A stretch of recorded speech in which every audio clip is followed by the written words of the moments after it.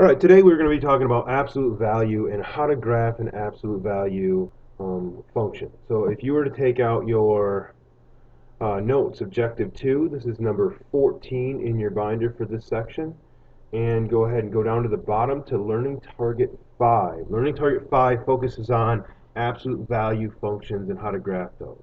The biggest thing that we're looking for in the absolute value function is to find the v. So you're going to have to look for that on your table or on your graph to kind of find that. So I'm going to go to the home screen, go to One for New Documents, and go to Add a Graph page. Right? Once I have my graph page up there, then I just need to put this function right here in right here. To get the absolute value brackets, this button right here to the right of the 9 will get all those symbols up right there, and this one right here, the second one down all the way on the left, is where we get those absolute value brackets. Okay, so I'm going to hit enter on that. That will give me the brackets, and then inside the brackets I can put the X, press to the right to get outside of them, and then put the -5. Always make sure that whatever's supposed to be inside the brackets is inside, and whatever's not is obviously not. Once I have that, I can hit enter, and as you can see on the graph, the v is right in the middle, so the v is going to be when x is 0.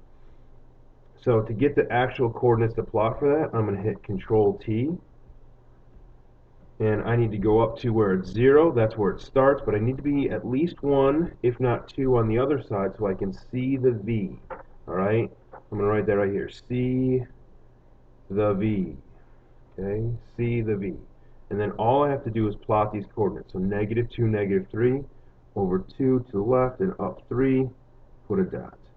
-1, I'm sorry, -2, -3, -1, -4, 0, -5, 1, -4, and 2, -3.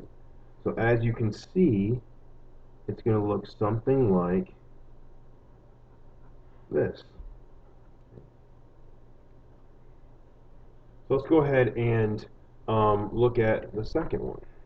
So if you don't want to start all the way over, just hit Control T to take off your table. Hit Tab to bring up the function, and then press up to go to F1. And then you can just change this function on here. So I'm going to put x plus 2, and then at the end it will be plus 4, and then go ahead and hit enter, and that matches up with this one right here. And you can see now that it's still fairly close to the middle, but it's a little bit to the left. Alright, so maybe -2. So I can go to my table, Control T, go to -2, and at -3 I can see the sandwich right here. This is 4, and these are both 5. So let's go ahead and plot that on our paper. So we'll go to -4, and we'll go all the way up to +6. We'll go to -3, and we'll go up to +5. We'll go up to -2, and we'll go up to +4.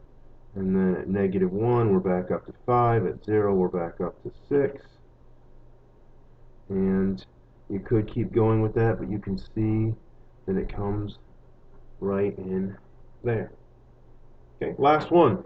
Again, if you don't want to start all over, you don't have to. I'm going to show you how to start all over if you want to just clear it out, though.